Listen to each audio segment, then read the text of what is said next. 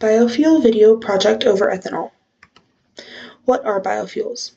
Biofuels are produced from feedstocks, which are biomass materials, and turned into a liquid form of fuel. These are also created over a short period of time. They are also used as a substitute for fossil fuels. There are four major categories of biofuels: ethanol, biodiesel, methanol, and butanol. The specific biofuel that I have chosen is ethanol. Ethanol is derived from various plant materials. However, the most common plant materials used is the starches and sugars of corn. How is the corn grown and cultivated? The corn that is used in the upper Midwest for ethanol production is typically planted in the months of March and May and harvested in the months of September and November. During this time, the corn is grown like it would be for any other purpose.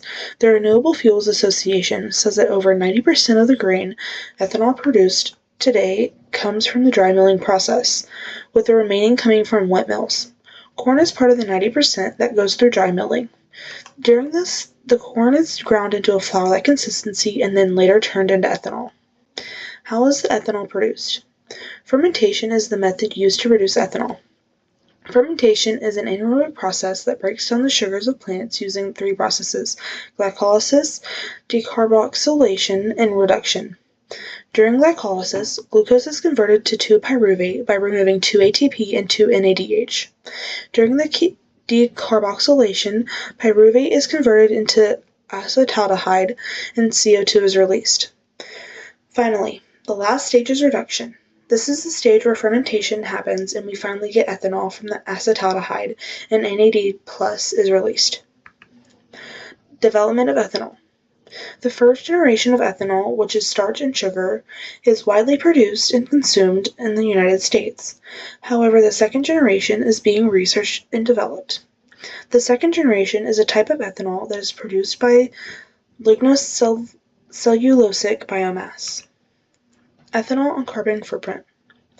Ethanol has been proven by research to be better fit for the environment than other petroleum products. Ethanol produces fewer greenhouse gases. The CO2 that is produced during the fermentation of ethanol is counteracted by the CO2 that is needed for the crops to grow that is used in ethanol. There have also been some studies done that suggest there are processes that can reduce the emissions to net zero. Economic impact of ethanol. Ethanol is great on the economy for so many reasons. It gives jobs to those who are in the rural towns.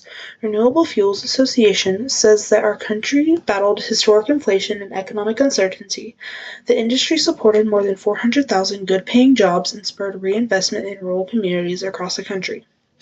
It has also grown the economy of the United States monetarily.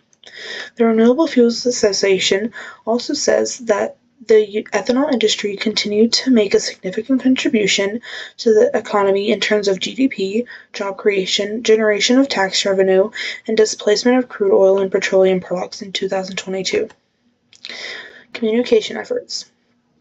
The United States Department of Energy, or the DOE, has taken plenty of precautions in making sure the effectiveness and safety of emissions continue to grow.